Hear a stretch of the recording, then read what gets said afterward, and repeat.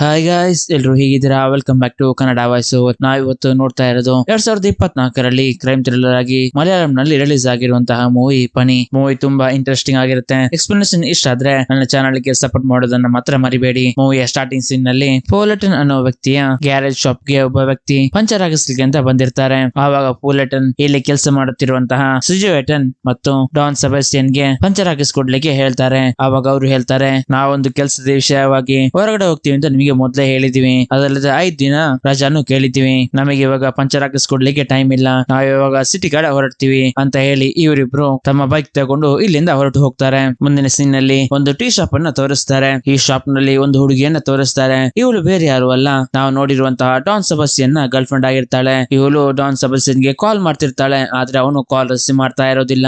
ಇದೇ tea shop ಹತ್ರ ಸುರೇಶ್ ಅನ್ನೋ ವ್ಯಕ್ತಿಯನ್ನ ತೋರಿಸ್ತಾರೆ. ಇವ್ರ ಹತ್ರ ಕೋಟಿಗಟ್ಟಲೆ ವ್ಯಾಲ್ಯೂ ಇರುವಂತಹ ಒಂದು ಜಾಗ ಇರುತ್ತೆ. ಅದನ್ನ ಇವರಿಗೆ ಸೇಲ್ ಮಾಡ್ಲಿಕ್ಕೆ ಇಷ್ಟ ಇರೋದಿಲ್ಲ. ಆದ್ರೆ ಜೋಶಿ ಅನ್ನೋ ವ್ಯಕ್ತಿ ಇವನಿಗೆ ಟಾರ್ಚರ್ ಮಾಡಿ ಆ ಜಾಗವನ್ನ ಸೇಲ್ ಮಾಡುವ ಹಾಗೆ ಇವನಿಗೆ ಹೇಳಿರ್ತಾನೆ. ಇವನಲ್ಲಿ ಮೊಬೈಲ್ ನಲ್ಲಿ ಮಾತಾಡ್ತಿರ್ತಾನೆ, ನಾನು ಯಾವುದೇ ಕಾರಣಕ್ಕೂ ಆ ಜಾಗವನ್ನ ಜೋಶಿಗೆ ನಾನು ಕೊಡುದಿಲ್ಲ. ಇನ್ ಮುಂದೆ ಆ ಜಾಗದ ವಿಷಯ ಬಗ್ಗೆ ಮಾತಾಡ್ಲಿಕ್ಕೆ ನನಗೆ ಕಾಲ್ ಮಾಡಬೇಡ ಅಂತ ಹೇಳಿ ಫೋನ್ ಅನ್ನ ಕಟ್ ಮಾಡ್ತಾರೆ. ಹಾಗೆ ಇಲ್ಲಿ ಸುರೇಶ್ ಟೀ ಕುಡಿತಿರ್ಬೇಕಾದ್ರೆ ಇಲ್ಲಿಗೆ ಕುರುವಿಲ್ ಅನ್ನೋ ವ್ಯಕ್ತಿ ಬರ್ತಾರೆ.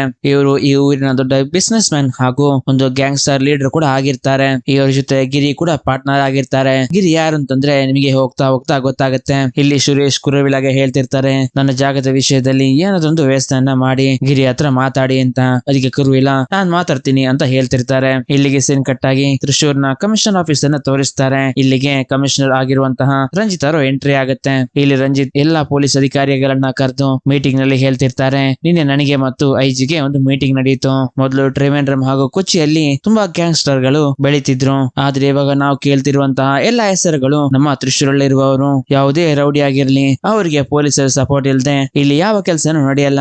ಇದಕ್ಕೆ ತುಂಬಾ ಟೀನೇಜರ್ಸ್ ಕೂಡ ಅಟ್ರಾಕ್ಟ್ ಆಗ್ತಿದ್ದಾರೆ. ಅದರಿಂದ ಫ್ಯೂಚರ್ ಅಲ್ಲಿ ನಮಗೆ ತುಂಬಾ ಡ್ಯಾಮೇಜ್ ಗಳು ಕ್ರಿಯೇಟ್ ಆಗಬಹುದು. ಆ ಕಾರಣಕ್ಕಾಗಿ ಇವಾಗ ಟಾಪ್ ನಲ್ಲಿರುವ ಗ್ಯಾಂಗ್ಸ್ಟರ್ ಗಳು ಯಾರು ಅಂತ ಕೇಳಿದಾಗ ವಾರೆಂಟ್ ಡೆವಿ ಅನ್ನೋ ಹೆಸರು ಬರುತ್ತೆ. ಅವರ ಹೆಸರಿನಲ್ಲಿ ತುಂಬಾ ವಾರೆಂಟ್ ಗಳು ಇದೆ. ಆ ಕಾರಣಕ್ಕಾಗಿ ಅವರಿಗೆ ವಾರೆಂಟ್ ಡೆವಿ ಅನ್ನೋ ಹೆಸರು ಬಂದಿರೋದು ಅಂತ ಹೇಳ್ಬೇಕಾದ್ರೆ ಇಲ್ಲಿ ಇನ್ನೊಬ್ಬ ಪೊಲೀಸ್ ಆಫೀಸರ್ ಹೇಳ್ತಾರೆ, ಇವಾಗ ಅವರು ಯಾವುದೇ ಕ್ರಿಮಿನಲ್ ಆಕ್ಟಿವಿಟೀಸ್ ಅಲ್ಲಿ ಇನ್ವಾಲ್ವ್ ಆಗ್ತಾ ಇಲ್ಲ ಅಂತ.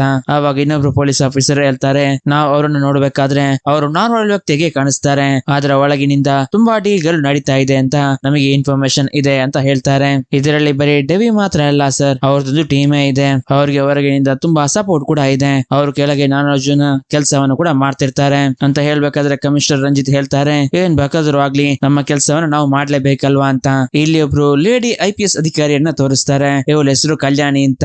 ಇವರು ಕೂಡ ಗಿರಿಯ ಕಸಿನ್ ಆಗಿರ್ತಾರೆ. ಇಲ್ಲಿಗೆ ಸೀನ್ ಕಟ್ ಆಗಿ ಸಿಟಿಗೆ ಬಂದಿರುವಂತಹ ಸಿಜುಟನ್ ಹಾಗೂ ಡಾನ್ ಸೆಬಾಸ್ಟಿಯನ್ ತೋರಿಸ್ತಾರೆ. ಇವರು ತಮ್ಮ ಬೈಕ್ ಅನ್ನ ಪಾರ್ಕ್ ಮಾಡಿ ಕೈಯಲ್ಲಿ ಒಂದು ವಾಟರ್ ಬಾಟಲ್ ಹಾಗೂ ಛತ್ರಿಯನ್ನು ಹಿಡ್ಕೊಂಡು ಅಂಡರ್ ಮೇಂಟೆನೆನ್ಸ್ ಅಲ್ಲಿರುವ ATM ಮಿಷಿನ್ ಹತ್ರ ಇವರಿಬ್ರು ಯಾರಿಗೂ ವೈಟ್ ಮಾಡ್ತಿರ್ತಾರೆ. ಅದೇ ಸಮಯದಲ್ಲಿ ನಾವು ಆವಾಗ ನೋಡಿರುವಂತಹ ಸುರೇಶ್ ಇದೇ ರೂಟ್ ಇಂದ ಬರ್ತಿರ್ತಾರೆ. ಇಲ್ಲಿ ಡಾನ್ ಸೆಬಾಸ್ಟಿಯನ್ ಕೈಗೆ ಒಂದು ಗ್ಲೌಸ್ ಹಾಕಿ ಬರ್ತಿರುವಂತಹ ಸುರೇಶ್ ನನ್ನು ತಡೆದು ನಿಲ್ಲಿಸಿ ಡಾನ್ ಹೇಳ್ತಾನೆ, ನಿಮ್ಮ ಹತ್ರ ಒಂದು ವಿಷಯವನ್ನು ಮಾತಾಡ್ಬೇಕಿತ್ತು. ಜೋಶ್ ಕೇಳ್ತಿರುವಂತಹ ಜಾಗದ ವಿಷಯದಲ್ಲಿ ಒಂದು ತೀರ್ಮಾನ ಮಾಡಿದ್ರೆ ಚೆನ್ನಾಗಿರ್ತಿತ್ತು. ಸುಮ್ನೆ ಯಾಕೆ ಪ್ರಾಬ್ಲಮ್ಸ್ ಅನ್ನ ಕ್ರಿಯೇಟ್ ಮಾಡ್ತಿದ್ದೀರಾ ಅಂತ. ಆವಾಗ ಸುರೇಶ್, ಯಾರ್ ನೀನು, ನಿನಗೆ ಅದಕ್ಕೂ ಯಾವ್ದು ಸಂಬಂಧನೇ ಇಲ್ಲ, ಮೊದ್ಲು ಇಲ್ಲಿಂದ ಹೊರಟು ಹೋಗು ಅಂತ. ಆವಾಗ ಡಾನ್, ನಾನು ಇಲ್ಲಿಂದ ಹೋಗ್ಲಿಕ್ಕೆಲ್ಲ ಬಂದಿರೋದು ಅಂತ ಹೇಳಿ ಒಂದು ಸ್ಕ್ರೂ ಡ್ರೈವರ್ ಇಂದ ಸುರೇಶ್ ನ ಕುತ್ತಿಗೆ ಚುಚ್ಚುತ್ತಾನೆ. ಡಾನ್ ಸುರೇಶ್ ಅನ್ನ ಸಾಯಿಸೋದನ್ನ ಯಾರು ನೋಡ್ಬಾರ್ದು ಅಂತ ಸಿಜುಟನ್ ಆವಾಗ ತಂದಿರುವ ಛತ್ರಿಯನ್ನ ಓಪನ್ ಮಾಡಿ ಅದೇ ಜಾಗದಲ್ಲಿ ನಿಂತ್ಕೋತಾನೆ. ಡಾನ್ ಸುರೇಶ್ ನನ್ನು ಸಾಯಿಸಿ ಅಲ್ಲೇ ಪಕ್ಕದಲ್ಲಿರುವಂತಹ ATM ಮಿಷಿನ್ ಹತ್ರ ಅವರ ಡೆಡ್ ಬಾಡಿಯನ್ನ ಹಾಕಿ ಅವ್ರು ತಂದಿರುವಂತಹ ವಾಟರ್ ಬಾಟಲ್ ನೀರಿಂದ ಕೈಯನ್ನ ವಾಶ್ ಮಾಡಿ ಅಲ್ಲಿಂದ ಇವರು ಸೀದಾ ಹೊಸದಾಗಿ ಓಪನ್ ಆಗುವಂತಹ ಡ್ರೆಸ್ ಶಾಪ್ ಗೆ ಎಂಟ್ರಿ ಆಗ್ತಾರೆ. ಇಲ್ಲಿಗೆ ಸೀನ್ ಕಟ್ಟಾಗಿ ಮುಂದಿನ ಸೀನ್ ನಲ್ಲಿ ಈ ಮೂವಿ ಹೀರೋ ಆಗಿರುವಂತಹ ಗಿರಿಯನ್ನ ತೋರಿಸ್ತಾರೆ. ಇದು ಅವನ ವೈಫ್, ಹೆಸರು ಗೌರಿ. ಹಾಗೆ ಅವರು ಕಾರ್ ನಲ್ಲಿ ಹೋಗ್ತಿರ್ಬೇಕಾದ್ರೆ ಗಿರಿಗೆ ಒಂದು ಫೋನ್ ಕಾಲ್ ಬರುತ್ತೆ. ಅದರಲ್ಲಿ ಜಯರಾಜ್ ಅನ್ನೋ ವ್ಯಕ್ತಿ ಮಾತಾಡ್ತಿರ್ತಾರೆ. ಜಯರಾಜ್ ಹೇಳ್ತಿರ್ತಾರೆ, ನಾವೊಂದು ಶಾಪ್ ಇನಾಗ್ರೇಷನ್ ಗೆ ಬಂದಿದ್ದೀವಿ. ನನ್ನ ಜೊತೆ ತುಂಬಾ ಆರ್ಟಿಸ್ಟ್ ಗಳು ಇದ್ದಾರೆ. ನಾವು ಮಾಡಿರೋ ಕೆಲಸಕ್ಕೆ ಶಾಪ್ ಓನರ್ ನಮಗೆ ದುಡ್ಡನ್ನ ಕೊಡ್ತಾ ಇಲ್ಲ. ನೀನೇನಾದ್ರೂ ಮಾಡಿ ನನಗೆ ಹಣೆ ಕೊಡು ಹಾಗೆ ಮಾಡು ಅಂತ ಹೇಳ್ತಾನೆ. ಹಾಗೆ ಗಿರಿ ಶಾಪ್ ನ ಅಡ್ರೆಸ್ ಅನ್ನ ತಿಳ್ಕೊಂಡು ಜಯರಾಜ್ ಇರುವ ಶಾಪ್ ಹತ್ರ ಹೋಗ್ತಾನೆ. ಹಾಗೆ ಇಲ್ಲಿಗೆ ರೀಚ್ ಆಗಿ ಕಾರಿಂದ ಸ್ವಲ್ಪ ದುಡ್ಡನ್ನ ತಗೊಂಡು ಶಾಪ್ ನೊಳಗೆ ಎಂಟ್ರಿ ಆಗ್ತಾನೆ. ಹಾಗೆ ಇವನ ಹತ್ರ ಇರುವ ದುಡ್ಡನ್ನ ಜಯರಾಜ್ಗೆ ಕೊಡ್ತಾನೆ. ಆವಾಗ ಜಯರಾಜ್, ನೀನ್ ಕೊಡೋದು ಬೇಕಾಗಿಲ್ಲ, ನಾವು ಕೆಲಸ ಮಾಡಿರೋದಕ್ಕೆ ಅವ್ರ ಕೈಯಿಂದ ದುಡ್ಡನ್ನ ಇಸ್ಕೊಡು ಅಂತ ಹೇಳ್ತಾನೆ. ಆವಾಗ ಗಿರಿ, ಇದು ಇವಾಗ ನನ್ನ ಹತ್ರ ಇರೋದು ಎಕ್ಸ್ಟ್ರಾ ದುಡ್ಡು, ನೀನ್ ಇದನ್ನ ಹಿಡ್ಕೊ ಅಂತ. ಮತ್ತೆ ಈ ಶಾಪ್ ನ ಓನರ್ ಗೆ ಹೇಳ್ತಾನೆ, ಈ ಶಾಪ್ ಕ್ಲೋಸ್ ಮಾಡೋದ್ರೊಳಗೆ ಅವ್ರು ಕೆಲಸ ಮಾಡಿರೋದಕ್ಕೆ ಅವ್ರ ದುಡ್ಡನ್ನ ವಾಪಸ್ ಕೊಟ್ರೆ ಸರಿ ಅಂತ. ಆವಾಗ ಶಾಪ್ ಓನರ್ ಇದನ್ನ ಕೇಳಿಕೆ ನೀನ್ ಯಾರು ಅಂತ ಹೇಳ್ಬೇಕಾದ್ರೆ ಗಿರಿ ಅವನ ಕೆನ್ನೆಗೆ ಹೊಡಿತಾನೆ. ನಾನ್ ಯಾರು ಅಂತ ಇಲ್ಲಿ ಕೆಲಸ ಮಾಡುವ ಜನರಿಗೆ ಕೇಳಿ ನೋಡು ಅಂತ ಹೇಳಿ ವಾರ್ನಿಂಗ್ ಅನ್ನು ಕೊಟ್ಟು ಜಯರಾಜನನ್ನ ಕರ್ಕೊಂಡು ಶಾಪ್ ಇಂದ ಹೊರಗಡೆ ಹೋಗ್ತಾನೆ. ಹಾಗೆ ಹೋಗ್ಬೇಕಾದ್ರೆ ನಮಗೆ ತೋರಿಸ್ತಾರೆ ಶ್ರೀಜು ಹಾಗೂ ಡಾನ್ ಸಬಾಸ್ಟಿಯನ್ ಇದೇ ಡ್ರೆಸ್ ಶಾಪ್ ನಲ್ಲಿ ಇರ್ತಾರೆ. ಹಾಗೆ ಈ ಶಾಪ್ ಇಂದ ಹೊರಗಡೆ ಬರ್ಬೇಕಾದ್ರೆ ಗಿರಿಯ ಪಾರ್ಟ್ನರ್ ಆಗಿರುವಂತಹ ಸಾಜಿ ಇಲ್ಲಿಗೆ ಬರ್ತಾರೆ. ಹಾಗೆ ಇವ್ರು ಮೂವರು ಮಾತಾಡ್ತಿರ್ಬೇಕಾದ್ರೆ ಶಾಪ್ ನ ಓನರ್ ಅವನ ಕೆಲಸದಾರ ಕೈಯಲ್ಲಿ ಜಯರಾಜನ ದುಡ್ಡನ್ನ ಕೊಟ್ಟು ಕಳಿಸಿರ್ತಾನೆ. ಹಾಗೆ ಅದನ್ನ ತಗೊಬಂದು ಇಲ್ಲಿ ಕೊಡ್ತಾನೆ. ಮತ್ತೆ ಇವರು ತಮ್ಮ ಕಾರ್ ತಗೊಂಡು ಇಲ್ಲಿಂದ ಹೊರಡ್ತಾರೆ. ಇದೇ ಸಮಯದಲ್ಲಿ ಡ್ರೆಸ್ ಶಾಪ್ ನಲ್ಲಿ ಡ್ರೆಸ್ ತಗೊಂಡು ಅವರು ಹಾಕಿದ್ದ ಡ್ರೆಸ್ ಅನ್ನ ಚೇಂಜ್ ಮಾಡ್ಕೊಂಡು ಇವರಿಬ್ರು ಹೊರಗಡೆ ಬರ್ತಾರೆ. ಹಾಗೆ ಇವರಿಬ್ರು ಇಲ್ಲಿಂದ ಹೋಗ್ತಿರ್ಬೇಕಾದ್ರೆ ಡಾನ್ ನ ಬೆನ್ನಿಗೆ ಅವಳ ಗರ್ಲ್ ಫ್ರೆಂಡ್ ಹೊಡಿತಾಳೆ. ಇವನ್ ತಿರುಗಿದ ತಕ್ಷಣ ಇವನಿಗೆ ಭಯ ಶುರು ಆಗುತ್ತೆ. ಮತ್ತೆ ನಾರ್ಮಲ್ ಆಗ್ತಾನೆ. ಇವ್ರು ಹೇಳ್ತಾಳೆ ಎಷ್ಟು ಹೊತ್ತಿನಿಂದ ನಿನಗೆ ಕಾಲ್ ಮಾಡ್ತಾ ಇದ್ದೀನಿ, ನಿನಗೆ ಕಾಲ್ ರಿಸೀವ್ ಮಾಡ್ತಾ ಇಲ್ಲ ಅಂತ. ಆವಾಗ ಡಾನ್ ನನಗೆ ಸ್ವಲ್ಪ ಕೆಲಸ ಆಯ್ತು, ಆ ಕಾರಣಕ್ಕಾಗಿ ರಿಸೀವ್ ಮಾಡ್ಲಿಕ್ಕೆ ಆಗ್ಲಿಲ್ಲ ಅಂತ ಹೇಳ್ತಾನೆ. ಅದಕ್ಕೆ ಇವಳು ಹೇಳ್ತಾಳೆ ನನಗೆ ರೀಸನ್ ಏನ್ ಕೊಡಬೇಡ, ಬಾ ಇವಾಗ ಇಲ್ಲಿಂದ ಹೋಗೋಣ ಅಂತ. ಹಾಗೆ ತುಂಬಾ ಫೋರ್ಸ್ ಮಾಡ್ತಾಳೆ. ಇದು ಡಾನಿಗೆ ಇಷ್ಟವಾಗ್ತಾ ಇರೋದಿಲ್ಲ. ಡಾನ್ ತುಂಬಾ ಸಿಟ್ಟಿನಿಂದ ನಿನಗೆ ಎಷ್ಟು ಸರಿ ಹೇಳೋದು, ಒಂದ್ಸರಿ ಹೇಳಿದ್ರೆ ಅರ್ಥ ಆಗೋದಿಲ್ವಾ ಅಂತ ಸಿಟ್ಟಿನಿಂದ ಹೇಳ್ತಾನೆ. ಇದರಿಂದ ಕೋಪಗೊಂಡ ಇವಳು ಇಲ್ಲಿಂದ ಹೊರಡ್ತಾಳೆ. ಡಾನ್ ಅವಳನ್ನ ಸಮಾಧಾನ ಮಾಡಿಗೆ ಟ್ರೈ ಮಾಡ್ತಾನೆ. ಆದ್ರೆ ಅವಳು ಕೇಳದೇನೆ ಸೀದಾ ಇಲ್ಲಿಂದ ಹೊರಡ್ತಾಳೆ. ಮತ್ತೆ ಇವರು ಕೂಡ ತಮ್ಮ ಕೆಲಸವನ್ನು ನೋಡ್ಕೊಂಡು ಇಲ್ಲಿಂದ ಹೊರಡ್ತಾರೆ. ಹಾಗೆ ಯಾರು ಇಲ್ಲದ ಜಾಗಕ್ಕೆ ಬಂದು ಇವರು ಮೊದಲು ಹಾಕಿದ್ದ ಡ್ರೆಸ್ ಅನ್ನು ಹಾಗೂ ಅವರ ಕೈಲಿದ್ದ ಛತ್ರಿಯನ್ನು ಬೆಂಕಿಯಿಂದ ಸುಟ್ಟು ಹಾಕ್ತಾರೆ. ಈ ಕಡೆ ತೋರಿಸ್ತಾರೆ ಗಿರಿ ಫ್ಯಾಮಿಲಿ ಹಾಗೂ ಸಜಿ ಫ್ಯಾಮಿಲಿ ಕುರುವಿಲನ ಆಫೀಸ್ ಗೆ ಬಂದು ರೀಚ್ ಆಗ್ತಾರೆ. ಇಲ್ಲಿ ಕುರುವಿಲನ ವೈಫ್ ಕಾರ್ತಿಕ ಕೂಡ ಇರ್ತಾಳೆ. ಈ ಕಾರ್ತಿಕ ಯಾರು ಅಂತಂದ್ರೆ ಗಿರಿಯ ತಂಗಿ ಆಗಿರ್ತಾರೆ. ಇವತ್ತು ಅವಳ ಬರ್ತ್ಡೇ ಇರೋದ್ರಿಂದ ಎಲ್ಲರೂ ಒಟ್ಟು ಸೇರಿರ್ತಾರೆ. ಇದೇ ಸಮಯದಲ್ಲಿ ಗಿರಿಯ ತಾಯಿ ವಿಡಿಯೋ ಕಾಲ್ ಮಾಡ್ತಾರೆ. ಅದರಲ್ಲಿ ಅವರು ಹೇಳ್ತಿರ್ತಾರೆ ನನಗೆ ಕಾರ್ತಿಕಳ ಬರ್ತ್ಡೇ ಫಂಕ್ಷನ್ ಗೆ ಬರ್ಲಿಕ್ಕೆ ಆಗುದಿಲ್ಲ, ಯಾಕೆಂದ್ರೆ ಇವತ್ತು ನಮ್ಮ ಮನೆಗೆ ನನ್ನ ಫ್ರೆಂಡ್ಸ್ ಎಲ್ಲ ಬಂದಿದ್ದಾರೆ. ಅವ್ರ ಜೊತೆ ನಾನು ಮಧು ಬಾಲಕೃಷ್ಣ ಅವರ ಸಿಂಗಿಂಗ್ ಕನ್ಸರ್ಟ್ ಗೆ ಹೋಗ್ಬೇಕು ಅಂತ ಪ್ಲಾನ್ ಮಾಡಿದೀನಿ ಅಂತ ಹೇಳಿ ಫೋನ್ ಅನ್ನ ಕಟ್ ಮಾಡ್ತಾರೆ. ಮತ್ತೆ ಇಲ್ಲಿ ಕಾರ್ತಿಕ ಸಾಜಿ ಹತ್ರ ನಿಮ್ಮ ವೈಫ್ ಲಕ್ಷ್ಮಿ ಬಂದಿಲ್ವಾ ಅಂತ ಕೇಳ್ಬೇಕಾದ್ರೆ ಲಕ್ಷ್ಮಿ ಮತ್ತು ಗೌರಿ ಹೊರಗಡೆ ಇದ್ದಾರೆ ಅಂತ ಹೇಳ್ತಾರೆ. ಆವಾಗ ಕಾರ್ತಿಕ ಹೊರಗಡೆ ಹೋಗಿ ಅವ್ರ ಜೊತೆ ಜಾಯಿನ್ ಆಗ್ತಾರೆ. ಇಲ್ಲಿ ಇವ್ರ ಮೂವರು ಮಾತಾಡ್ತಿರ್ಬೇಕಾದ್ರೆ ಇವ್ರ ಜೊತೆ ಕಲ್ಯಾಣಿ ಜಾಯಿನ್ ಆಗ್ತಾಳೆ. ಅವಳು ಹೇಳ್ತಾಳೆ ಹೊಸದಾಗಿ ಬಂದಿರುವ ಕಮಿಷನರ್ ನಿಮ್ಮೆಲ್ಲರ ಆಕ್ಟಿವಿಟೀಸ್ ಬಗ್ಗೆನೇ ಮಾತಾಡ್ತಿದ್ದಾರೆ ಅಂತ ಹೇಳ್ತಾರೆ. ಮತ್ತೆ ಇಲ್ಲಿಂದ ಕಲ್ಯಾಣಿ, ಗೌರಿ ಮತ್ತು ಗಿರಿ ಊಟ ಮಾಡ್ಲಿಕ್ಕೆ ರೆಸ್ಟೋರೆಂಟ್ ಗೆ ಹೊರಡ್ತಾರೆ. ಈ ಕಡೆ ತೋರಿಸ್ತಾರೆ ಇವರು ಏನ್ ಗೊತ್ತಿಲ್ಲದ ಹಾಗೆ ಮರ್ಡರ್ ಮಾಡಿರುವಂತಹ ಜಾಗದಿಂದ ಇವರು ಹೋಗ್ತಿರ್ತಾರೆ. ಅದೇ ಸಮಯದಲ್ಲಿ ಎಟಿಎಂ ನ ಫ್ಲೋರ್ ನಿಂದ ಹೊರಗಡೆ ರಕ್ತ ಬರ್ತದ ಚೆಕ್ ಮಾಡ್ತಿರ್ಬೇಕಾದ್ರೆ ಅಲ್ಲಿಂದ ರಕ್ತ ಬರೋದನ್ನ ಇವರು ಗಮನಿಸಿ ಇಲ್ಲೊಂದು ಸೀನ್ ಅನ್ನ ಇವರೇ ಕ್ರಿಯೇಟ್ ಮಾಡ್ತಾರೆ. ಎಲ್ಲಾರು ನೋಡಿ ಅಲ್ಲಿ ಕೆಳಗಡೆಯಿಂದ ರಕ್ತ ಬರ್ತಾ ಇದೆ ಅಂತ ಹೇಳಿ ಎಲ್ಲಾ ಜನರನ್ನ ಕೂಡಿಸ್ತಾರೆ. ಇದರಲ್ಲಿ ಒಬ್ಬ ವ್ಯಕ್ತಿ ಎಟಿಎಂ ನ ಡೋರ್ ಅನ್ನ ಓಪನ್ ಮಾಡಿ ನೋಡಿದಾಗ ಅಲ್ಲಿ ಸುರೇಶ್ ನ ಡೆಡ್ ಬಾಡಿ ಇರೋದನ್ನ ಗಮನಿಸ್ತಾರೆ. ಮತ್ತೆ ಇವರು ಪೊಲೀಸರಿಗೆ ಕೂಡ ಇನ್ಫಾರ್ಮ್ ಮಾಡ್ತಾರೆ. ಇದೇ ಸಮಯದಲ್ಲಿ ಇಲ್ಲಿಗೆ ಮತ್ತೆ ಡಾನ್ ನ ಗರ್ಲ್ ಫ್ರೆಂಡ್ ಇಲ್ಲಿಗೆ ಬಂದು ಡಾನ್ ನ ಜೊತೆ ಸೇರ್ತಾಳೆ. ಡಾನ್ ಹೇಳ್ತಾನೆ ಡೆಡ್ ಬಾಡಿಯನ್ನ ನಾನೇ ಮೊದಲು ನೋಡಿದ್ದು ಅಂತ. ಹಾಗೆ ಇಲ್ಲಿಗೆ ಸೀನ್ ಕಟ್ ಆಗಿ ಇವರೆಲ್ಲ ಹೋಟೆಲ್ ಅಲ್ಲಿ ಊಟ ಮಾಡ್ತಿರ್ಬೇಕಾದ್ರೆ ಈ ತರ ಒಂದು ಮರ್ಡರ್ ನಡೀತಿದೆ ಅಂತ ಕಲ್ಯಾಣಿಗೆ ಕಾಲ್ ಬರುತ್ತೆ. ಹಾಗೆ ಕಲ್ಯಾಣಿ ಇಲ್ಲಿಂದ ಹೊರಟು ಕ್ರೈಮ್ ಸ್ಪಾಟ್ ಗೆ ಹೋಗ್ತಾಳೆ. ಇಲ್ಲಿ ಕ್ರೈಮ್ ಸ್ಪಾಟ್ ಗೆ ಕಮಿಷನರ್ ಆಗಿರುವಂತಹ ರಂಜಿತ್ ಕೂಡ ಬರ್ತಾರೆ. ಹಾಗೆ ಕ್ರೈಮ್ ಸ್ಪಾಟ್ ಅನ್ನ ವಿಸಿಟ್ ಮಾಡಿ ಮೊದಲು ಈ ಕೊಲೆಯನ್ನು ನೋಡಿದ್ದು ಯಾರು ಅಂತ ಎಂಕ್ವೈರಿ ಮಾಡ್ಬೇಕಾದ್ರೆ 3 ಜನ ಕೈಯನ್ನ ಎತ್ತುತ್ತಾರೆ. ಒಂದು ಶಿಜು, ಡಾನ್ ಹಾಗೂ ಇನ್ನೊಬ್ಬ ವ್ಯಕ್ತಿ. ಇದೇ ಸಮಯದಲ್ಲಿ ಇಲ್ಲಿಗೆ ಕಲ್ಯಾಣಿ ಬಂದಾಗ ರಂಜಿತ್ ಕಲ್ಯಾಣಿಗೆ ಹೇಳ್ತಾರೆ ಇಲ್ಲಿರೋ ಎಲ್ಲ ಪ್ರೊಸೀಜರ್ ಅನ್ನ ನೀ ನೋಡ್ಕೊ, ಆಮೇಲೆ ನಾನು ಬಂದು ಆಫೀಸ್ ಅಲ್ಲಿ ಮೀಟ್ ಆಗು ಅಂತ. ಮತ್ತೆ ಇಲ್ಲಿ ಮೀಡಿಯಾಗಳಿಗೆ ಹೇಳ್ತಿರ್ತಾರೆ ನಾವು ಆದಷ್ಟು ಬೇಗ ಈ ಕೇಸ್ ನ ಬಗ್ಗೆ ಇನ್ವೆಸ್ಟಿಗೇಷನ್ ಸ್ಟಾರ್ಟ್ ಮಾಡ್ತೀವಿ, ಆಮೇಲೆ ನಿಮ್ಗೆ ಅಪ್ಡೇಟ್ ಮಾಡ್ತೀವಿ ಅಂತ. ಮುಂದಿನ ಸೀನ್ ನಲ್ಲಿ ಈ ತರ ಒಂದು ಕೊಲೆ ನಡೆದಿದೆ ಅಂತ ಇವರಿಗೆ ಕೂಡ ಗೊತ್ತಾಗುತ್ತೆ. ಇವರಿಗೆ ಗೊತ್ತಿಲ್ಲದೆ ತ್ರಿಶೂರ್ನಲ್ಲಿ ಯಾವುದೇ ಕೆಲಸ ಕೂಡ ನಡೀತಾ ಇರೋದಿಲ್ಲ. ಹಾಗಿರ್ಬೇಕಾದ್ರೆ ಇದು ಹೇಗಾಯ್ತು ಅಂತ ಇವರು ಡೆವಿಗೆ ಕಾಲ್ ಮಾಡ್ತಾರೆ. ಡೆವಿ ಯಾರು ಅಂತಂದ್ರೆ ಆವಾಗ್ಲೇ ಮಾತಾಡ್ತಿದ್ದಂತಹ ವಾರೆಂಟ್ ಡೆವಿ ಆಗಿರ್ತಾನೆ. ಅವನಿಗೆ ಇವ್ರು ಕಾಲ್ ಮಾಡಿದಾಗ ಕಾಲ್ ಕನೆಕ್ಟ್ ಆಗ್ತಾ ಇರೋದಿಲ್ಲ. ಮತ್ತೆ ಡೆವಿ ಇವರು ಕಾಲ್ ಮಾಡಿ ಇವಾಗ ನಡೆದಿರುವಂತಹ ಕೊಲೆ ಬಗ್ಗೆ ಮಾತಾಡ್ತಾರೆ. ಡೆವಿ ಹೇಳ್ತಾನೆ ಇದನ್ನ ಮಾಡಿದವರು ಯಾರು ಅಂತ ನನಗೆ ಗೊತ್ತಿಲ್ಲ, ಇದು ಯಾರು ಹೊರಗಿನವರು ಮಾಡಿದ್ದಾರೆ ಅಂತ ಹೇಳ್ಬೇಕಾದ್ರೆ ಗಿರಿ ಹೇಳ್ತಾನೆ ಆದಷ್ಟು ಬೇಗ ಇದು ಯಾರು ಮಾಡಿದ್ರು ಅಂತ ಕಂಡುಹಿಡಿ ಅಂತ.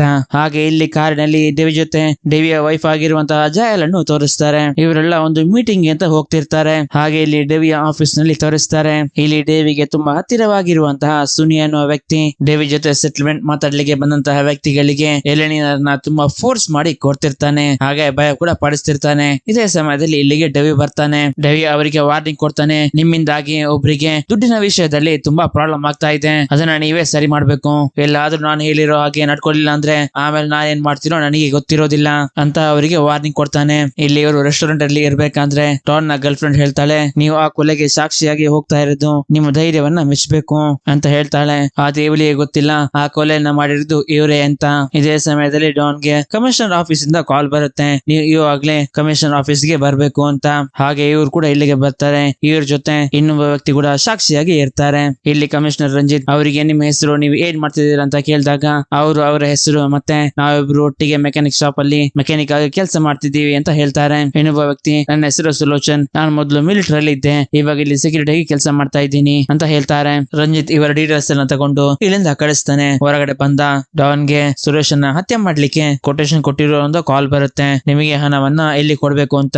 ಅದಕ್ಕೆ ಡಾನ್, ನಾವು ಸ್ಟಾರ್ಟಿಂಗ್ ಅಲ್ಲಿ ಮೀಟ್ ಮಾಡಿರುವಂತಹ ಸೂಪರ್ ಮಾರ್ಕೆಟ್ ಹತ್ರ ಬನ್ನಿ, ಅಲ್ಲಿ ನಾನು ಇರ್ತೀನಿ ಅಂತ ಹೇಳ್ತಾನೆ. ಈ ಕಡೆ ಸೈಟ್ ನಲ್ಲಿ ಗಿರಿ ಇರ್ಬೇಕಾದ್ರೆ ಗೌರಿ ಕಾಲ್ ಮಾಡಿ, ಕಾರ್ತಿಕಾಲ ಬರ್ತ್ಡೇಗೆ ನಾವು ಸ್ವಲ್ಪ ಐಟಮ್ ಗಳನ್ನ ತಗೋಬೇಕು, ನೀವು ಎಲ್ಲಿದ್ದೀರಾ ಅಂತ.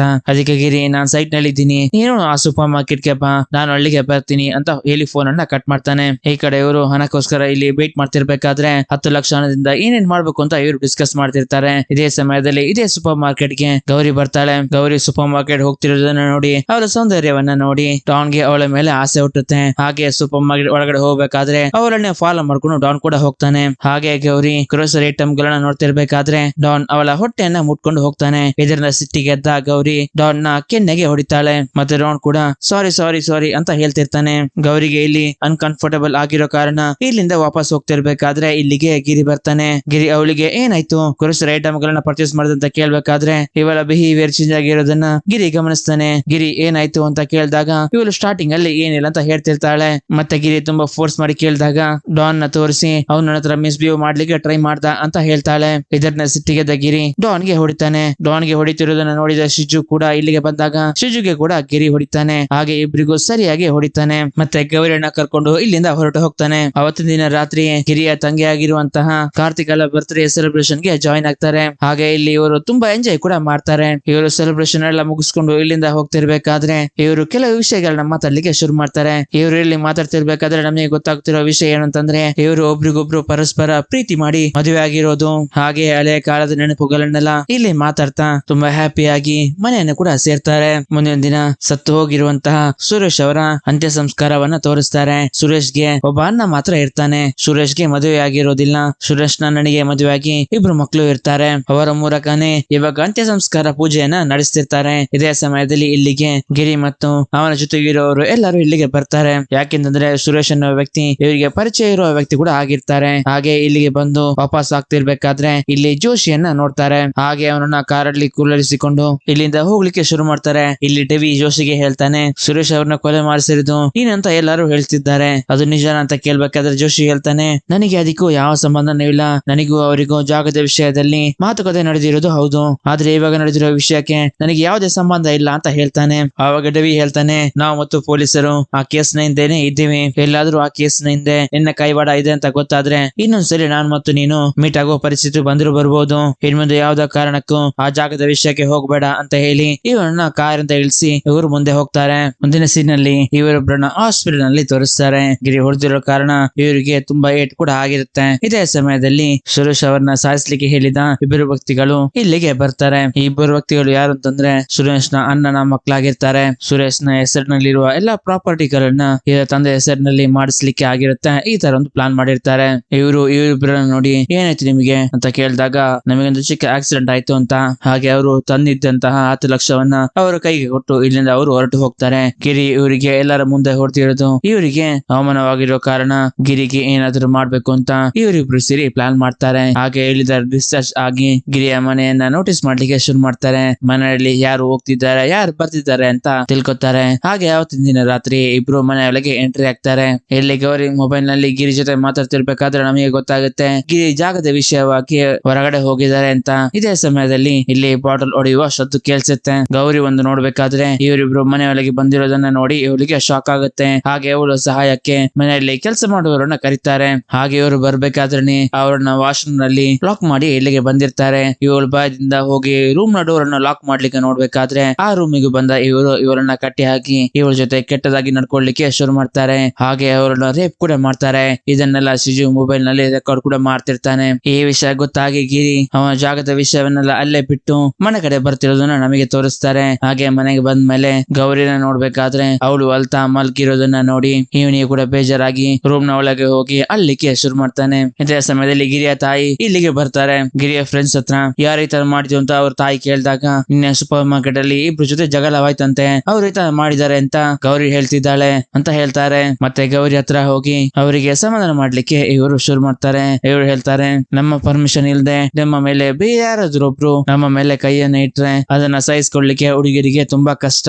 ಅಂದ ಹಾಗೆ ಇದು ಹೇಳ್ಬೇಕಾದ್ರೆ ಇದು ಒಂದು ಆಕ್ಸಿಡೆಂಟ್ ಅಲ್ವಾ, ನಾವೆಲ್ಲಾದ್ರೂ ಕಾರ್ ನಲ್ಲಿ ಹೊರಗಡೆ ಹೋಗ್ತಿರ್ಬೇಕಾದ್ರೆ ನಮಗೆ ಆಕ್ಸಿಡೆಂಟ್ ಆದ್ರೆ ನಮ್ಮ ಕೈ ಕಾಲಿಗಳಿಗೆ ಏಟು ಕೂಡ ಆದ್ರೆ ಅದು ಟೈಮ್ ತಗೊಂಡು ಗುಣವಾಗುತ್ತೆ. ಹಾಗೆ ಈ ವಿಷಯ ಕೂಡ ಇದನ್ನ ಮರೆತ್ ಬಿಡು ಅಂತ ಹೇಳ್ತಿರ್ಬೇಕಾದ್ರೆ ಇಲ್ಲಿಗೆ ಗಿರಿ ಬರ್ತಾನೆ. ಗಿರಿಗೆ ಅವನ ತಾಯಿ ಹೇಳ್ತಾರೆ, ನಾನು 2 ದಿನಕ್ಕೆ ಗೌರಿಯನ್ನ ನನ್ನ ಮನೆಗೆ ಕರ್ಕೊಂಡು ಹೋಗ್ತೀನಿ. ಹೀಗೆ ನಡೆದಿರೋ ವಿಷಯಗಳನ್ನೆಲ್ಲ ಮನಸ್ಸಿಗೆ ಹಾಕೋಬೇಡ, ಅವರು ನಿನ್ನ ಕೈಗೆ ಸಿಕ್ಕೇ ಸಿಗ್ತಾರೆ, ಅವರನ್ನ ಸುಮ್ಮನೆ ಬಿಡಬೇಡ ಅಂತ ಹೇಳಿ ಇವರು ಇಲ್ಲಿಂದ ಹೊರಟು ಹೋಗ್ತಾರೆ. ಹಾಗೆ ಎಲ್ರು ಇಲ್ಲಿಂದ ಹೊರಟು ಹೋಗ್ತಾರೆ. ಇಲ್ಲಿ ಗಿರಿ ಮತ್ತು ಗೌರಿ ಒಬ್ರಿಗೊಬ್ರು ಪ್ರೀತಿಯಿಂದ ಮಾತಾಡ್ಲಿಕ್ಕೆ ಶುರು ಮಾಡ್ತಾರೆ. ಇಲ್ಲಿ ಇವರು ತಬ್ಬಿಕೊಳ್ತಾ ಗೌರಿ ಹೇಳ್ತಾಳೆ, ನಾನ್ ಸ್ವಲ್ಪ ದಿನದಲ್ಲಿ ಸರಿ ಹೋಗ್ತೀನಿ, ನೀನ್ ಇದನ್ನ ಮನಸ್ಸಿನಲ್ಲಿ ಇಟ್ಕೋಬೇಡ ಅಂತ. ಆದ್ರೆ ನಮಗೆ ತೋರಿಸ್ತಾರೆ ಗಿರಿ ಆಲ್ರೆಡಿ ಒಂದು ಪ್ಲಾನ್ ಅನ್ನ ಮಾಡಿರ್ತಾನೆ, ಅವ್ರಿಗೆ ಏನಾದ್ರು ಮಾಡ್ಬೇಕು ಅಂತ.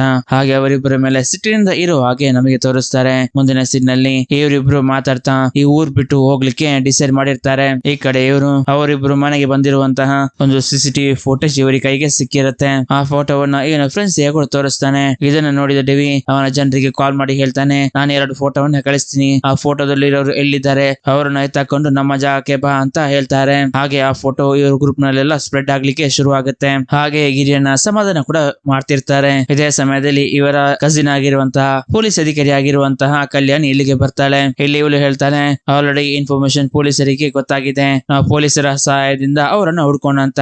ಆವಾಗ ಇಲ್ಲಿ ಇವರು ಹೇಳ್ತಾರೆ, ಪೊಲೀಸ್ ಕೇಸ್ ಏನ್ ಬೇಡ, ಅವರನ್ನ ನಾವು ನೋಡ್ಕೋತೀವಿ ಅಂತ, ಆದ್ರೆ ನೀನ್ ಇದರಲ್ಲಿ ಇನ್ವಾಲ್ವ್ ಆಗ್ಬೇಡ ಅಂತ ಹೇಳ್ತಾರೆ. ಡೆವಿಯ ಜನರು ಈ ಊರಿಡಿ ಅವರ ಫೋಟೋವನ್ನು ಇಟ್ಕೊಂಡು ಹುಡ್ಕಾಡ್ಲಿಕ್ಕೆ ಶುರು ಮಾಡಿರ್ತಾರೆ. ಇದೇ ಸಮಯದಲ್ಲಿ ಅವರಿಬ್ಬರ ಬಗ್ಗೆ ಡೆವಿಯ ಜನರ ವ್ಯಕ್ತಿಯಲ್ಲಿ ಒಬ್ರಿಗೆ ಗೊತ್ತಿರುತ್ತೆ. ಹಾಗೆ ಇವನನ್ನ ಡೆವಿ ಜೊತೆ ಮಾತಾಡ್ಲಿಕ್ಕೆ ಅಂತ ಕರೆಸ್ತಾರೆ. ಈ ಕಡೆ ಪೊಲೀಸ್ ಸ್ಟೇಷನ್ ಅಲ್ಲಿ ರಂಜಿತ್ ಎಲ್ಲ ಪೊಲೀಸರನ್ನ ಸೇರಿಸಿ ಒಂದು ಮೀಟಿಂಗ್ ಮಾಡ್ಲಿಕ್ಕೆ ಶುರು ಮಾಡಿರ್ತಾನೆ. ಅದೇನಂತಂದ್ರೆ ಈ ತರ ಇಬ್ರು ವ್ಯಕ್ತಿಗಳನ್ನ ಇಡೀ ರೌಡಿಗಳನ್ನ ಬಿಟ್ಟು ಹುಡ್ಕಾಡ್ತಿದ್ದಾನೆ ಅಂತ ರಂಜಿತ್ಗೆ ಗೊತ್ತಾಗಿರುತ್ತೆ. ಅದ್ರ ಬಗ್ಗೆ ಇಲ್ಲಿರೋ ಪೊಲೀಸರಿಗೆ ಕೇಳಿದಾಗ ಅವ್ರು ಹೇಳ್ತಾರೆ, ಸರ್, ಗಿರಿ, ಸಜಿ, ಕುರುವಿಲ ಡೆವಿ ಇವರೆಲ್ಲ ಚಿಕ್ಕ ಚಿಕ್ಕ ದುಡ್ಡಿಗೋಸ್ಕರ ಕೆಲಸ ಮಾಡುವ ವ್ಯಕ್ತಿಗಳಲ್ಲ. ಇವರು ಒಂದೊಂದು ಕೆಲ್ಸಕ್ಕೂ 25 ಲಕ್ಷವನ್ನ ತಗೊಳ್ತಾರೆ. ಹಾಗೆ ಜೊತೆಗೆ ಅವರ ಬಿಸಿನೆಸ್ ಅನ್ನು ಕೂಡ ಮಾಡ್ತಿರ್ತಾರೆ. ಇವರೆಲ್ಲ ಜೊತೆಗೆ ಕಾಲೇಜಿನಲ್ಲಿ ಒಟ್ಟಿಗೆ ಕಲ್ತಿರೋರು. ಗಿರಿ ಮತ್ತು ಸಜಿ ಇಬ್ರು ಕಸಿನ್ಸ್ ಆಗಿರ್ತಾರೆ.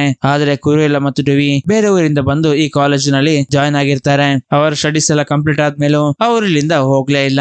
ಡೆವಿ ಅವನ ಕ್ಲಾಸ್ಮೇಟ್ ಆಗಿರುವಂತಹ ಜಯಲನ್ನು ಮದುವೆ ಆದ. ಕುರುವಿಲ ಗಿರಿಯ ಸಿಸ್ಟರ್ ಆಗಿರುವಂತಹ ಕಾರ್ತಿಕಳನ್ನು ಮದುವೆ ಆದ. ಅವರೆಲ್ಲರೂ ಒಂದು ಫ್ಯಾಮಿಲಿ ತರ ಆಗ್ಬಿಟ್ಟಿದ್ದಾರೆ. ಅವರಾಗೆ ಯಾವುದೇ ಒಂದು ಪ್ರಾಬ್ಲಮ್ಗೆ ಹೋಗೋದಿಲ್ಲ. ಆದ್ರೆ ಅವರಿಗೆ ಅಂತ ಯಾವುದೋ ಒಂದು ಪ್ರಾಬ್ಲಮ್ ಬಂದ್ರೆ ಅದನ್ನ ಅವರ ರೀತಿಯಲ್ಲೇ ಮುಗಿಸ್ತಾರೆ. ಅವರಿಗೆ ಪೊಲೀಸರಂದ್ರೆ ಸ್ವಲ್ಪ ಕೂಡ ಭಯನೇ ಇಲ್ಲ. ಅವರು ಇವಾಗ ಆಲ್ರೆಡಿ ಅವರ ಕೆಲಸವನ್ನ ಸ್ಟಾರ್ಟ್ ಮಾಡಿರ್ಬಹುದು.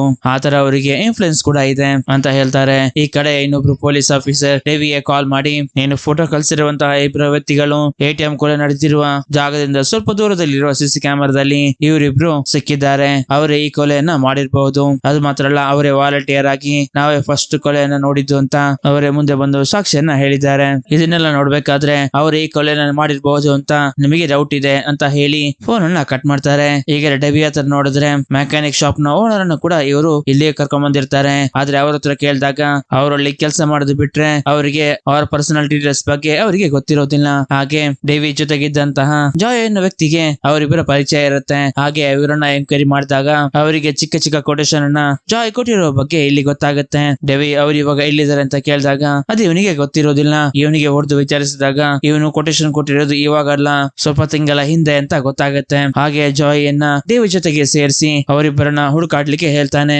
ಹಾಗೆ ಅವರು ಸೀದಾ ಡಾನ್ ನ ಮನೆಗೆ ಬರ್ತಾರೆ. ಅವ್ರ ತಂದೆ ಹತ್ರ ನಿಮ್ಮ ಜೊತೆ ಜಾಗದ ವಿಷಯ ಮಾತಾಡ್ಲಿಕ್ಕಿದೆ ಅಂತ ಡೆವಿ ಹತ್ರಕ್ಕೆ ಕರ್ಕೊಂಡು ಹೋಗ್ತಾರೆ. ಇಲ್ಲಿ ಡೆವಿ ಇವರಿಗೆ ಕಾಲ್ ಮಾಡಿ ATM ಮರ್ಡರ್ ಕೇಸ್ ನಲ್ಲಿ ಇವರಿಬ್ಬರ ಕೈವಾಡ ಇದೆ. ಅದು ಮಾತ್ರ ಅಲ್ಲ, ಅವರಿಬ್ಬರಲ್ಲಿ ಡಾನ್ ನ ತಂದೆ ಇವಾಗ ನಮ್ಮ ಜೊತೆ ಇದ್ದಾರೆ. ಡಾನ್ ನ ಮೊಬೈಲ್ ನಂಬರ್ ಅನ್ನ ಇಟ್ಕೊಂಡು ನಾವು ಸೈಬರ್ ಸೆಲ್ ಮುಖಾಂತರ ಟ್ರ್ಯಾಕ್ ಮಾಡಿ ನೋಡಿದಾಗ ಅವರಿನ್ನು ತ್ರಿಶೂರ್ ಬಿಟ್ಟು ಹೋಗ್ಲೇ ಇಲ್ಲ. ನಾವು ಆದಷ್ಟು ಬೇಗ ಅವರನ್ನ ಹಿಡಿಯೋಣ ಅಂತ ಹೇಳಿ ಫೋನ್ ಅನ್ನ ಕಟ್ ಮಾಡ್ತಾನೆ. ಈಗ ಡಾನ್ ಅನ್ನ ತೋರಿಸ್ತಾರೆ. ಇವನು ಅವನ ಗರ್ಲ್ ಫ್ರೆಂಡ್ ಜೊತೆ ಪ್ರೈವೇಟ್ ಆಗಿ ಇರ್ಬೇಕಾದ್ರೆ ಇವನಿಗೆ ತುಂಬಾ ಕಾಲ್ಸ್ ಬರೋದನ್ನ ಗಮನಿಸ್ತಾನೆ. ಈ ವಿಷಯವನ್ನ ಸಿಜುಗೆ ಕೂಡ ಹೇಳ್ತಾನೆ. ಆವಾಗ ಸಿಜು ಮೊದಲು ಸಿಮ್ ಅನ್ನ ತೆಗೆದು ಬಿಸಾಕು, ಮೊದಲು ನಾವು ಇಲ್ಲಿಂದ ಹೊರಟು ಹೋಗೋಣ ಅಂತ ಹೇಳ್ತಾನೆ. ಹಾಗೆ ಡಾನ್ ಅವನ ಗರ್ಲ್ ಫ್ರೆಂಡ್ ಗೆ ನಾನಿವಾಗ ಹೋಗ್ತೀನಿ, ಮುಂದೊಂದ್ ದಿನ ಸಿಗೋಣ ಅಂತ ಹೇಳಿ ಇವರು ಇಲ್ಲಿಂದ ಹೊರಟು ಹೋಗ್ತಾರೆ. ಅದೇ ಸಮಯದಲ್ಲಿ ಲೊಕೇಶನ್ ಟ್ರೇಸ್ ಮಾಡ್ಕೊಂಡು ಡೆವಿಯ ಜನರು ಇಲ್ಲಿಗೆ ಬರ್ಬೇಕಾದ್ರೆ ಇಲ್ಲಿ ಡಾನ್ ನ ಗರ್ಲ್ ಫ್ರೆಂಡ್ ಮಾತ್ರ ಕಾಣಿಸ್ತಾಳೆ. ಅವಳಿಗೆ ಗನ್ ಪಾಯಿಂಟ್ ಮಾಡಿಸಿ ವಿಚಾರಿಸಿದಾಗ ಅವನ್ ಇವಾಗ ತಾನೇ ಇಲ್ಲಿಂದ ಬೈಕ್ ನಲ್ಲಿ ಹೊರಟು ಹೋದ ಅಂತ ಹೇಳ್ತಾಳೆ. ಹಾಗೆ ಇವಳನ್ನು ಕೂಡ ಅವರ ಜೊತೆ ಕರ್ಕೊಂಡು ಹೋಗ್ತಾರೆ. ಅವತ್ತಿನ ದಿನ ರಾತ್ರಿ ಇವರು ಈ ಊರ್ ಬಿಟ್ಟು ಹೋಗ್ಬೇಕು ಅಂತ ಡಿಸೈಡ್ ಮಾಡಿದ ಮೇಲೆ ಒಂದು ಹೊಸ ನಂಬರ್ ಇಂದ ಅವನ ತಂದೆಗೆ ಕಾಲ್ ಮಾಡ್ತಾನೆ. ಆವಾಗ ರಿಸೀವ್ ಮಾಡಿದ್ದು ಬೇರೆ ಯಾರು ಅಲ್ಲ, ಡೆವಿಯ ಜನರಾಗಿರ್ತಾರೆ. ಹಾಗೆ ರಿಸೀವ್ ಮಾಡಿ ಡೆವಿಯ ತಂದೆಗೆ ಡೆವಿ ಸರಿಯಾಗಿ ಹೊಡಿತಾನೆ. ಇದರ ಸೌಂಡ್ ಡೆವಿಯ ಕೂಡ ಕೇಳ್ತಾ ಇರುತ್ತೆ. ಇದನ್ನ ಕೇಳಿದ ಡೆವಿಯ ಕೂಡ ಶಾಕ್ ಆಗುತ್ತೆ. ಇಲ್ಲಿ ಡೆವಿ ಹೇಳ್ತಾನೆ, ನೀನ್ ಇವಾಗ ನೀನು ಮತ್ತು ನಿನ್ನ ಜೊತೆ ಇರೋರನ್ನ ಕರ್ಕೊಂಡು ತಗೊಂಡು ಇಲ್ಲಿಗೆ ಬಂದಿಲ್ಲ ಅಂತಂದ್ರೆ ನಿನ್ನನ್ನು ಮತ್ತು ನಿನ್ನ ಫ್ಯಾಮಿಲಿಯನ್ನ ನಾನ್ ಸುಮ್ನೆ ಬಿಡೋದಿಲ್ಲ, ನೀನು ಎಲ್ಲಿ ಆದ್ರೂ ಅಡಗಿ ಕೂತ್ಕೋ, ಅಲ್ಲಿಗೆ ಬಂದು ನನಗೆ ಹೊಡಿತೀನಿ ಅಂತ ಹೇಳಿ ಫೋನ್ ಅನ್ನ ಕಟ್ ಮಾಡ್ತಾನೆ. ಹಾಗೆ ಇಲ್ಲಿ ಡಾನ್ ಮೊಬೈಲ್ ಅನ್ನ ಕೂಡ ಬಿಸಾಕ್ತಾನೆ. ಹಾಗೆ ಶಿಜುಗೆ ಹೇಳ್ತಾನೆ, ಅವ್ರ ತಂದೆಯನ್ನ ಕಿಡ್ನಾಪ್ ಮಾಡಿದ್ರು, ನಮಗೆ ಇವಾಗ ಇರೋದು ಎರಡೇ ದಾರಿ, ಒಂದು ಇಲ್ಲಿಂದ ಹಬ್ಸ್ಕೊಂಡ್ ಆಗೋದು, ಇಲ್ಲಾಂದ್ರೆ ಅವರ ಕೈಗೆ ಸಿಗಿ ಹಾಕೊಳ್ಳೋದು ಅಂತ. ಆವಾಗ ಶಿಜು ಇದು ಎರಡಕ್ಕೂ ತಯಾರಿ ಇರೋದಿಲ್ಲ. ಶಿಜು ಹೇಳ್ತಾನೆ, ನನ್ನ ಹತ್ರ ಒಂದು ಪ್ಲಾನ್ ಇದೆ ಅಂತ ಹೇಳಿ ಇವರಿಬ್ರು ಇಲ್ಲಿಂದ ಮೊದಲು ಹೊರಡ್ತಾರೆ. ಈ ಕಡೆ ಡೆವಿ ಇರುವ ಜಾಗದಲ್ಲಿ ಒಂದು ಫಂಕ್ಷನ್ ನಡೀತಾ ಇರುತ್ತೆ. ಇಲ್ಲಿ ಗೌರಿ ಜಯಗೆ ಕಾಲ್ ಮಾಡಿ, ನಾನು ಇವಾಗ ಮನೆಯಲ್ಲಿ ಒಬ್ಳೇ ಇದ್ದೀನಿ, ಇಲ್ಲಿಗೆ ಬರ್ತೀಯಾ ಅಂತ ಕೇಳ್ತಾಳೆ. ಅದಕ್ಕೆ ಜಯ ಕೂಡ ನಾನು ಇವಾಗ ಬರ್ತೀನಿ ಅಂತ ಹೇಳಿ ಇಲ್ಲಿಂದ ಹೊರಟು ಹೋಗ್ತಾಳೆ. ಹಾಗೆ ಡಿವಿ ಕೂಡ ಅವನ ಆಫೀಸ್ ಇಂದ ಮನೆ ಕಡೆ ಹೊರಡ್ತಾನೆ. ಹಾಗೆ ಡಿವಿ ಮನೆಯಲ್ಲಿ ಮಲಗಿರ್ಬೇಕಾದ್ರೆ ಇವರಿಬ್ರು ಅವನ ರೂಮಿಗೆ ಎಂಟ್ರಿ ಆಗಿ ಡೆವಿಯ ಕೈ ಕಾಲನ್ನ ಕಟ್ಟಿ ಹಾಕ್ತಾರೆ. ಹಾಗೆ ಅವನ ಕೆನ್ನಿಗೆ ಹೊಡೆದು ಅವನನ್ನ ಎಬ್ಬಿಸ್ತಾರೆ. ಇಲ್ಲಿ ಡೆವಿ ಹೇಳ್ತಾನೆ, ಎಲ್ಲಾದ್ರೂ ನನ್ನ ಕೈ ರಿಲೀಸ್ ಆದ್ರೆ ನಿಮ್ಮಿಬ್ರನ್ನ ಸುಮ್ನೆ ಬಿಡೋದಿಲ್ಲ ಅಂತ.